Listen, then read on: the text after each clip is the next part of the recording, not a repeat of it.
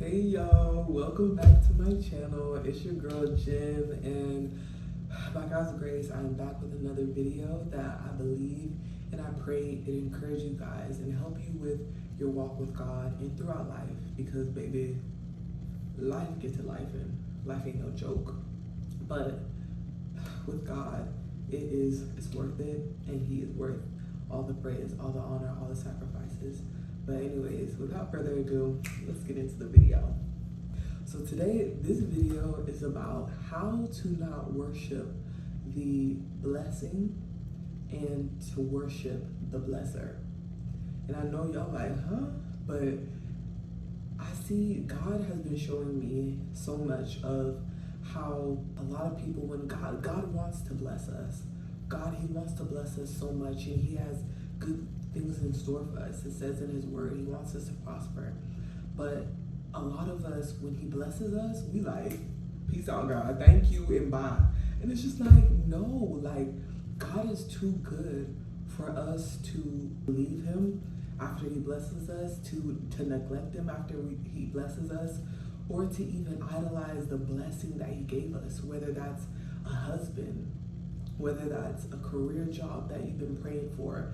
You know, God wants to bless us, but so many of us, when He does bless us with that man, we begin to idolize that man and put him before God. And so sometimes God, He doesn't, He waits to bless you. He waits to bless you because He wants to know that He has your heart. He wants to know, if I give her this blessing, is it going to stir her away from me, or is it going to keep her close to me than ever before? And God wants it to keep you close to Him, because God knows that He is too good.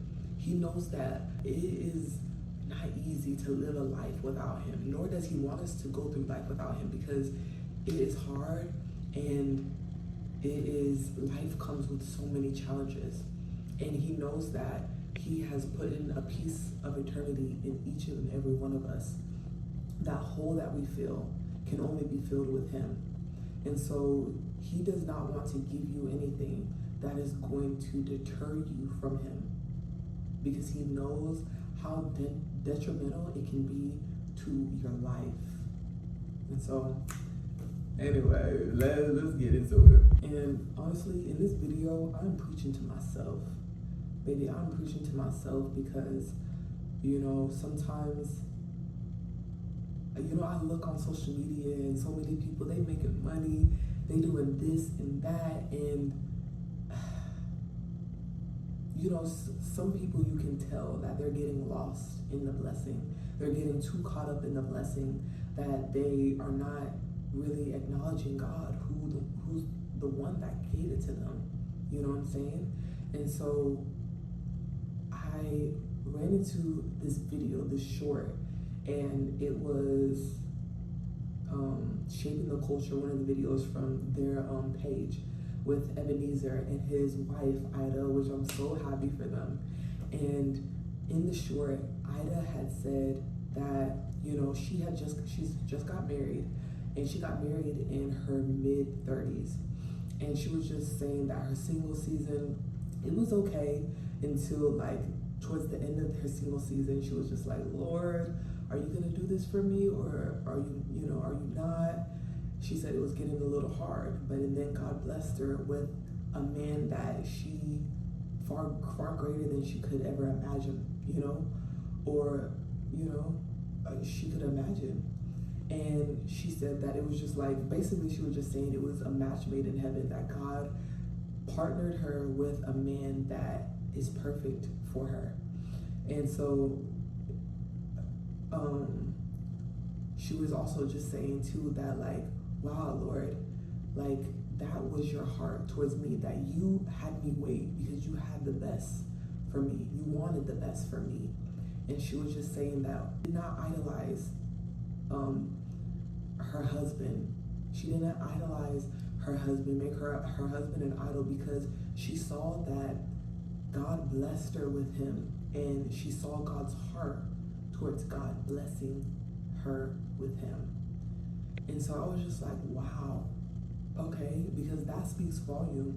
And I thought about how okay, let's say your significant other or your father, you're a girl and your daddy's girl, and you've been talking about something that you've been wanting so bad, and you've been saying like how it's so hard to get and people rarely find it and this and that.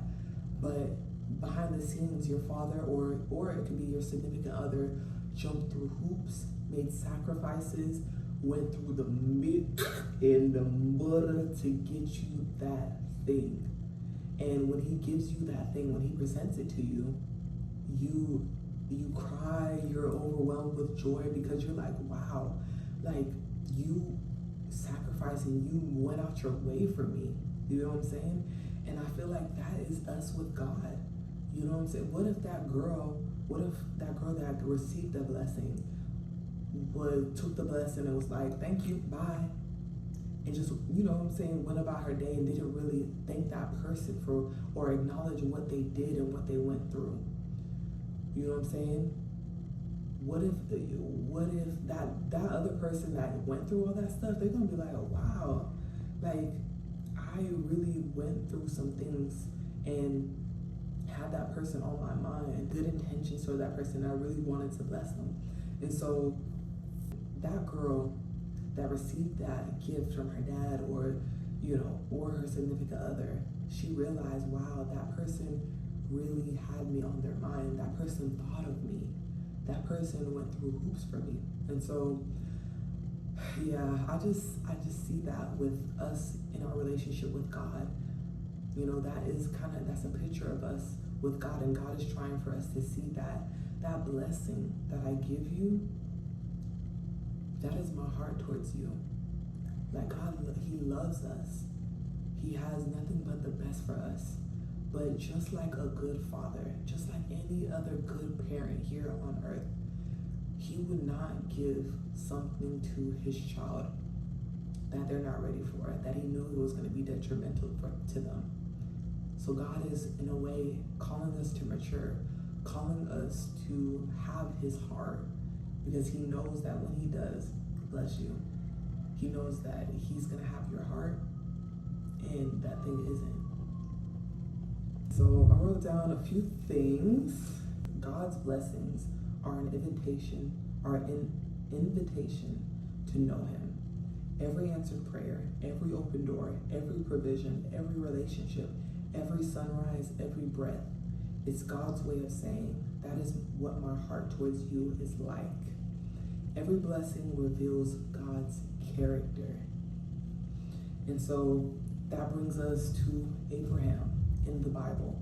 Abraham understood this because so Abraham, he had been praying for a son. He's been praying for a son and waiting for a son. They waited so long for a son, and God blessed them with it.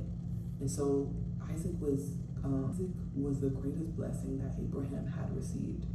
He waited decades for him, yet God asked for Isaac back, but Abraham trusted God. And so in this chapter, if you go back to Abraham and Isaac, you see that God asks for Abraham to sacrifice Isaac. And baby, I was just like, what, Lord? Like it kind of didn't make sense to me, because I'm like, okay, Lord, you blessed him with this, but now you're asking for it back. But then I thought about it, and I was just like, okay, looking at the story, God was trying to show us that Abraham had God's heart. Abraham trusted God because he realized that the giver is greater than the gift. He knew that if God gave me Isaac out of love, then whatever God asks for me will also come from love. Whatever God asks of me will also come from love, because God can be trusted. In the word it says, there's no darkness in God. So Abraham trusted that God's character, okay, if he's asking me for this, I may not understand it, But God is too good. He's too good, and he has something in mind. And you see in the chapter where Abraham, he was getting ready to sacrifice Isaac, and then an angel appeared out of nowhere and said, don't lay a hand on him. I see that you have reverence for God, that you fear God. And then a ram in the bush appeared, and he did not have to sacrifice Isaac. And so that was just God showing us that Abraham had God's heart. After he gave him the greatest blessing, Abraham still was willing to put that blessing before that blessing. All right, so I'm going to read the story of Abraham and Isaac. I'm just going to read a little bit. It's in Genesis 22. Abraham tested. Sometime later, God tested Abraham. He said to him, Abraham, here I am. He replied. Then God said, take your son and your only son, whom you love, Isaac, and go to the region of Moriah. Sacrifice him there as a burnt offering on a mountain I will show you. Okay, and then we're going to skip down, just for the sake of this video, we're going to skip down to 22 verse 9. When they reached the place God had told him about, Abraham built an altar there and arranged the wood on it. He bound his son Isaac and laid him on the altar on top of the wood. Then he reached out his hand and took the knife to slay his son. But the angel of the Lord called out to him from heaven, Abraham, Abraham, here I am. He replied, do not lay a hand on the boy. He said, do not do anything to him. Now I know that you fear God, because you have not withheld from me your son, your only son. Abraham looked up, and there in a thicket he saw a ram caught by its horns. He went over and took the ram and sacrificed it as a burnt offering instead of his son. So Abraham called the place, the Lord will provide.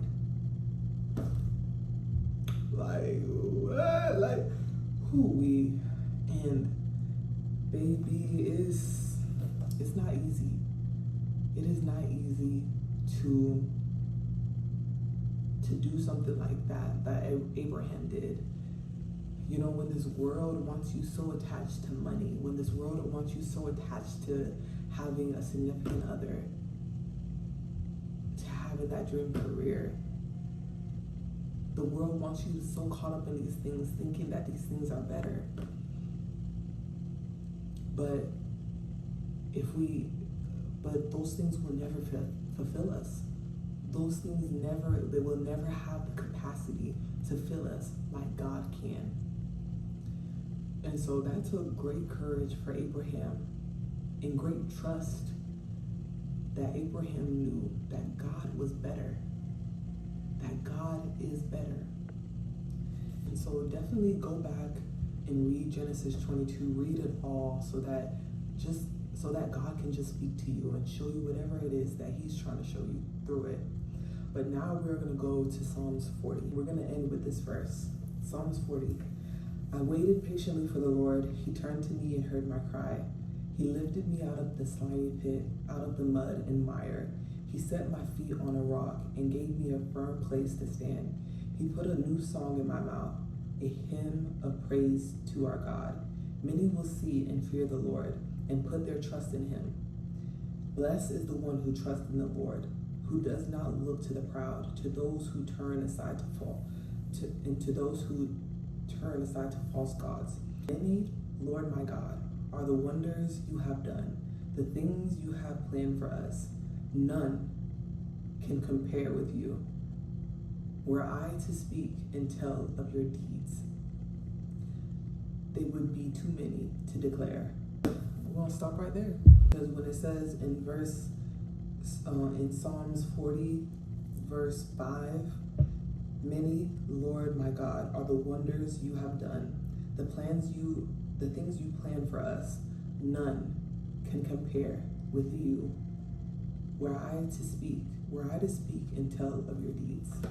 So he's saying that many are the wonders that God has done in our lives. many other wonders God has done, but none can compare to him himself.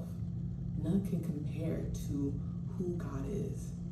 And so God has definitely helping me and just been leading me in this season to know his character, to trust his character, to see that God is the prize at the end of the day. God is the prize. There's nobody who loves like him. There's nobody who has patience like him. There's nobody who has grace and mercy. There's no one as powerful as him.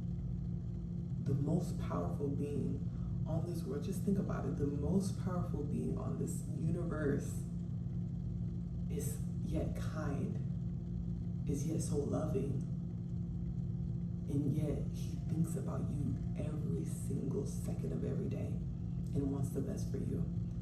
Like, baby, you can't find that here on this earth. You can't find that anywhere. And so I encourage you guys to know the Lord, to ask God to show you his character, to show you who he really is, because you're gonna need that in this life. You're gonna need that to hold on to, for it to be your anchor. So anyways, y'all, that is the end of this video. I pray it encouraged you guys, and I love y'all, and I pray y'all have a blessed and beautiful day.